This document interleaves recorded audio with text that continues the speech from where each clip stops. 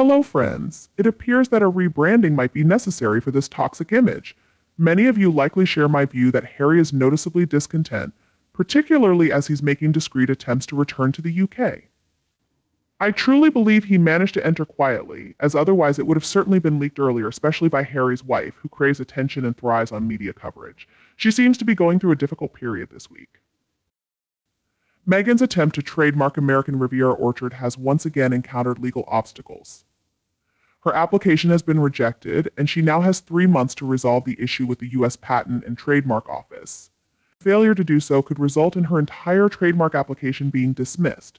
Additionally, she is required to pay extra fees as the initial payment was incorrect.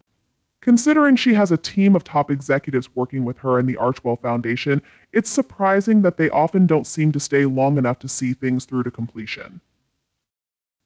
It seems that Mama Knows Best LLC, the parent company that submitted the trademark application, shares the same business address as Archwell and bears a striking resemblance to Martha Stewart's brand, Martha Knows Best.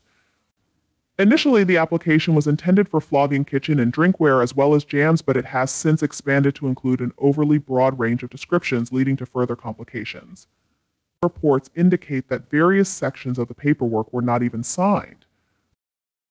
Meghan appears to struggle with paperwork and research, which complicates matters further. On August 31st, the Patent Office declared that geographic names cannot be trademarked. Consequently, naming her business American Riviera Orchard, especially given the association with the area around Meghan and Harry's alleged residence in Santa Barbara, might lead to additional legal issues or even a ban. Even after addressing the additional expenses and resolving the current issues, Meghan may still need to change the business name. It's quite perplexing. It seems clear that she launched this venture partly to draw attention away from Prince William and the Diana Awards. Yet, it's baffling that someone would start a business without first ensuring all paperwork and basic research are completed. Questions like, can I use this name and can I trademark it, should be answered before proceeding. Meghan's failure to complete even these fundamental tasks suggests that the business lawyers and managers she employs may not be adequately fulfilling their roles. Meghan truly seems to be the Duchess of Disaster, and the irony is almost too fitting. Shifting focus from the self-exiled royals, let's discuss His Majesty, who looked impressive while inaugurating the Royal Horticultural Society's annual summer display on Saturday. However, a humorous video that has gone viral shows the king struggling with scissors while trying to cut the ribbon. Despite often being depicted as a somber figure, the king, along with Queen Camilla and the rest of the royals, including Princess Anne, is known for his good sense of humor. They all have a knack for laughing along with the public and don't take themselves too seriously. The media loves capturing these light-hearted moments, which shows their ability to laugh at themselves. It's worth noting that while the king has occasionally appeared irritated, we all have off days, and most of us don't have the world's media capturing every moment. Shifting focus from Harry and Meghan, there have been some notable updates from the Earthshot Prize. They have recently appointed 5 new team members, one of whom might stir up a bit of controversy. In Montecito, the Earthshot Prize has announced the appointment of 2 new global ambassadors. The first is Nomzamo Mbatha, a South African actress and activist who also serves as an ambassador for the United Nations High Commissioner for Refugees. She is the founder of the Lighthouse Foundation, which focuses on investing in education and training for youth in South Africa. The second new ambassador is Robert Irwin, an Australian wildlife enthusiast and environmentalist who continues his father Steve Irwin's legacy alongside his sister Bindi. Following the tragic death of Steve Irwin in a stingray accident when Robert and Bindi were just 2 and 8 years old, both have built careers in wildlife conservation, working at the Australian Zoo. Last year, both Robert and Bindi presented trophies at the Singapore Earthshot Prize, and this year they will continue to leverage their platforms and appeal to a younger audience in their roles. These new ambassadors will play a crucial role in highlighting the remarkable work of the Earthshot Prize winners and their ongoing achievements. Some critics argue that supporting the Earthshot Prize while also critiquing Prince Harry's climate change efforts, especially his travel habits, seems hypocritical. The distinction lies in the approach. Prince Harry, along with many other celebrities, often preaches about climate change while traveling in luxury yachts, cars, and private jets. This can come across as contradictory when they admonish the public for smaller lifestyle choices, like a yearly holiday. In contrast, the Earthshot Prize is not about lecturing or making grandiose statements. It focuses on practical solutions to address existing environmental damage. The prize aims to clean up rivers and seas, protect forests, support wildlife conservation, and contribute to the planet's sustainability for future generations.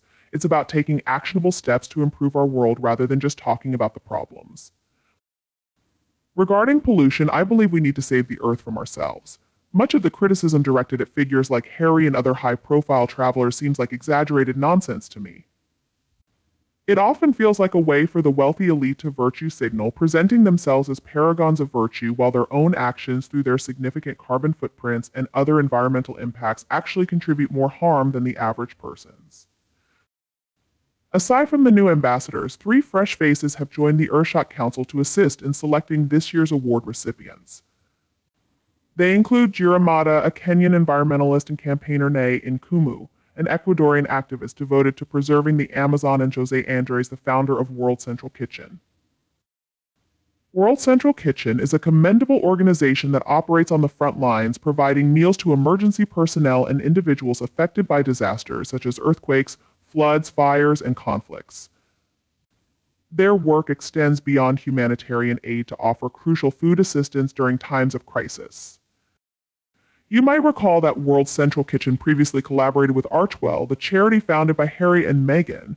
This partnership involved a modest donation from the couple, which then allowed them to use the organization's name for promotional purposes.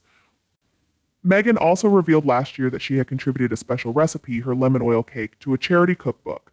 Previously, Meghan was known for her banana bread, but now it seems her trademark dish has shifted to lemon oil cake. This change raises questions about its origins. When Harry and Meghan released their impact statement detailing their various activities, it was noteworthy that they prominently featured World Central Kitchen, highlighting their involvement as part of their broader charitable efforts. Harry and Meghan have been accused of claiming undue credit for the work of World Central Kitchen, despite their involvement likely being limited to making a donation. This situation came to light when Global Citizen pointed out that while Harry and Meghan had claimed credit for promoting a vaccine drive, it was a collaborative effort involving many others. Now, with Jose Andres, the founder of World Central Kitchen, teaming up with Prince William and the Earthshot Prize, there's been a noticeable shift. Some speculate that Andres may have realized that Harry and Meghan's humanitarian efforts are less genuine than they appear, especially considering their recent high-profile visits to impoverished areas in Nigeria and Colombia, which they then use to bolster their public image and fund their vacations. Moreover, World Central Kitchen has recently faced a tragic loss. Volunteers working in Gaza were killed in an airstrike, and despite their past use of the organization for self-promotion, Harry and Meghan have remained unusually silent about this tragedy. It seems that once individuals have served their purpose for Meghan, they are quickly sidelined. This may explain why some collaborations have faltered. For instance, George and Amal Clooney initially supported Harry and Meghan, but later distanced themselves, possibly after seeing what they perceived as the couple's true character. The Clooneys now work closely with the King's Trust. Another notable figure is Idris Elba, who was given a prominent role at Harry and Meghan's wedding and gifted them a piece of artwork. Elba received his significant career break thanks to the Prince's Trust, now known as the King's Trust, and he continues to work closely with the King as a publicist for the Trust. Additionally, Jacinda Ardern, despite being a polarizing figure for some, has also collaborated with the Earthshot Prize, further illustrating the shifting dynamics of high-profile partnerships. Jacinda Ardern, the former Prime Minister of New Zealand, appeared briefly in Harry and Meghan's Netflix documentary Live to Lead. However, she later clarified that she had not worked directly with them. The footage she provided was originally recorded for the Mandela Project and was intended to benefit the Mandela Foundation. Somehow, it ended up being included in the documentary, and it seems that Harry and Meghan's team believed this would be a project they could handle well. Clearly, they underestimated the negative reactions often associated with Harry and Meghan's appearances on screen. Ardern's subsequent public statement distancing herself from Harry and Meghan underscores the reluctance some prominent figures have to be associated with them. It reflects the broader concern that aligning with Harry and Meghan might taint one's reputation, given the frequent backlash the couple faces. You're welcome. It's interesting to note that Harry and Meghan were reported to have become friendly with Gwyneth Paltrow and Cameron Diaz. Meghan was even seen making a staged paparazzi appearance at a sushi bar where Diaz and her partner Benji Madden were present. Although there was no visible interaction, it was suggested that the couples were socializing and having lunch together. However, it seems Meghan's attempts to forge connections and secure sponsorships for her projects, such as her work with the Royal Foundation, have not always been successful. During a visit to the Hamptons, where celebrities like Cameron Diaz, Gwyneth Paltrow, and Reese Witherspoon were present, none of them were seen publicly associating with Meghan or taking photos with her. This lack of engagement may be attributed to Meghan's reputation, as she has been perceived as potentially damaging to the brands of those she associates with. In wrapping up your video, this theme of people distancing themselves from Meghan once they've discerned her true nature reinforces the notion that she may not be the idealized humanitarian she portrays. It reflects a broader pattern of celebrities and public figures opting to distance themselves from Meghan to avoid any negative fallout. There's a story that's been circulating recently which, while I'm not entirely sure of its accuracy, certainly adds a touch of humor. It seems Kris Jenner has decided to distance herself from Meghan Markle. Meghan was spotted dancing with the Kardashians at Beyoncé's concert, but interestingly, there were no photos of her with them, unlike her usual practice of taking pictures with other celebrities. What's particularly amusing is that not long after Meghan's mother, Doria Ragland, was photographed with Kim Kardashian and Kris Jenner. Meanwhile, the last update on their supposed friendship was that Harry was off skiing while Meghan was reportedly calling in the Diana Award with Kris Jenner's partner, Corey Gamble. It appears that this connection may not have been as solid as initially thought, adding another layer of intrigue and humor to Meghan's celebrity associations. Kris Jenner received one of Meghan Markle's jars of lemon jam, part of a batch that Meghan had reportedly sent out, with only about 10 people publicly acknowledging receipt. Kris Jenner was among those who did, and Meghan subsequently posted about it on Instagram.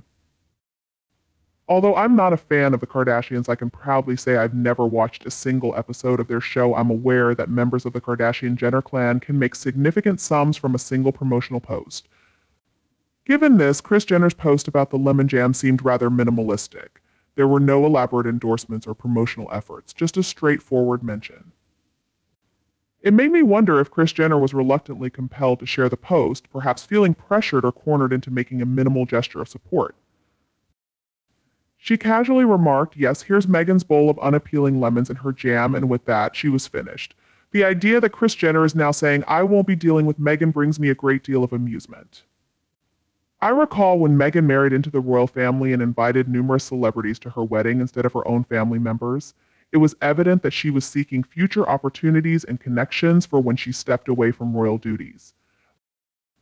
At the time, it was rumored that Kim Kardashian had made several attempts to befriend Meghan, offering gifts and sending a warm message along the lines of, "Hey Meghan, I'd be happy to attend your wedding or your baby shower in New York." However, insiders suggested that Meghan felt the Kardashians were not her ideal social match and considered them beneath her.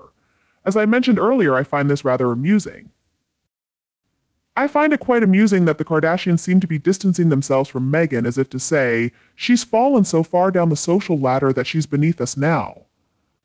It's as though they've concluded that associating with her could harm their brand and reputation, which to me feels like a touch of poetic justice. Many people have warned Meghan that she should be careful. There's a saying that applies here: be kind to those you meet on your way up. Because you never know who might close the door on you when you're on your way down. I think Meghan is starting to experience this reality. But really, I find it quite satisfying the thought of the Kardashians rejecting her because she's become too controversial for them. It genuinely makes me smile. After all, Rachel Markle did graduate from Northwestern. That story is about as believable as Meghan's so-called humanitarian efforts. Let's be honest, I'm not convinced she ever set foot in a classroom at Northwestern, let alone graduated. We're talking about someone who can't even sign her name on a piece of paper without turning it into some over-the-top spectacle. The notion that she sailed through one of the most prestigious universities is almost comical.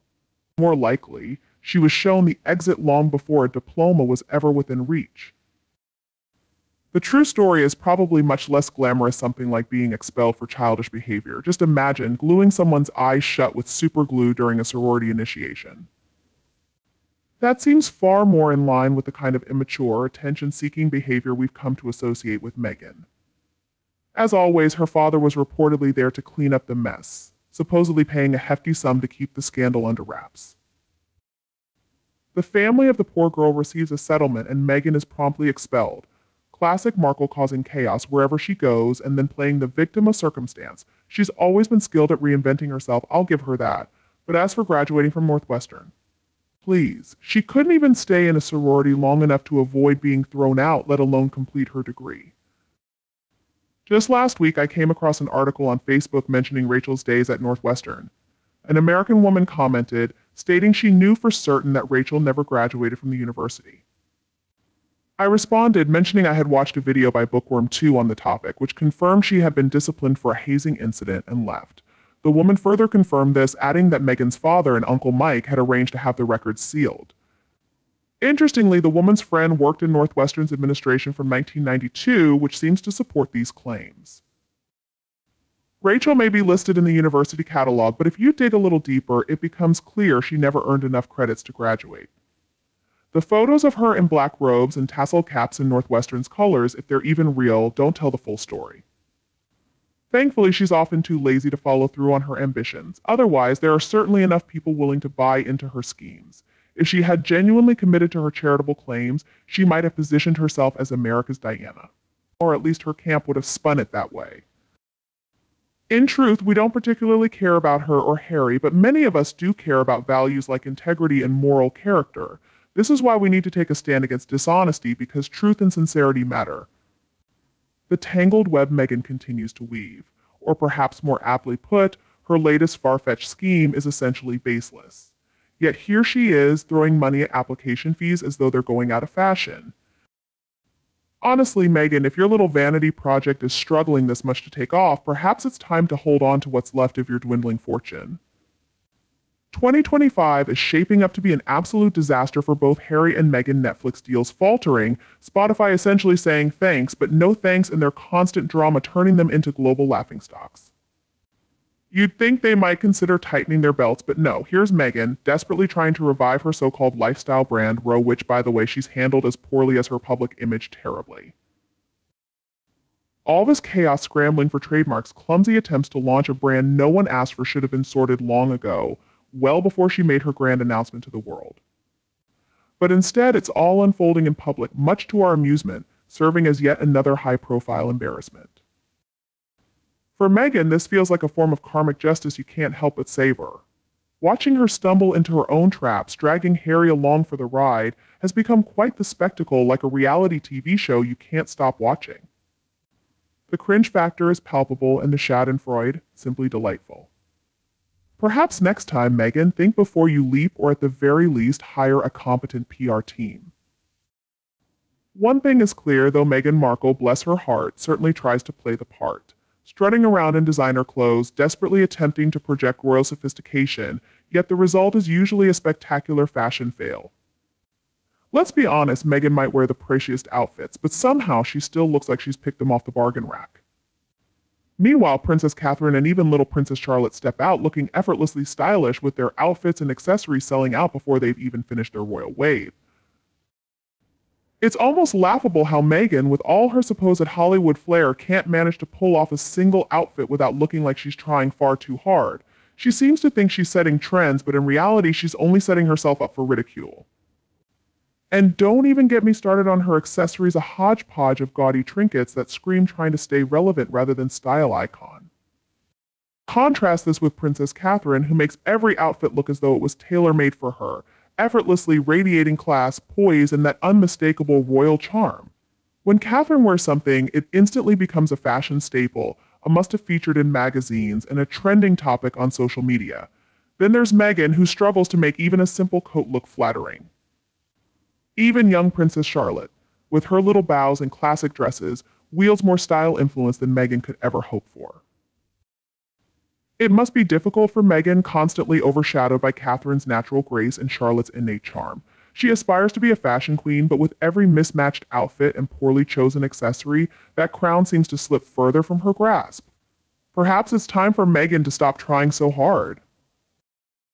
Perhaps it's time for Meghan to stop trying to outshine the real royals and focus on something more suited to her talents, like finding a brand of yoga pants that actually works for her. That's all for today's content. Now, I'd love to hear your thoughts. Please leave a comment below to share your opinions with me and everyone else. Thank you all for watching. If you enjoyed the video, don't forget to like, share, and subscribe to the channel. Goodbye and see you next time.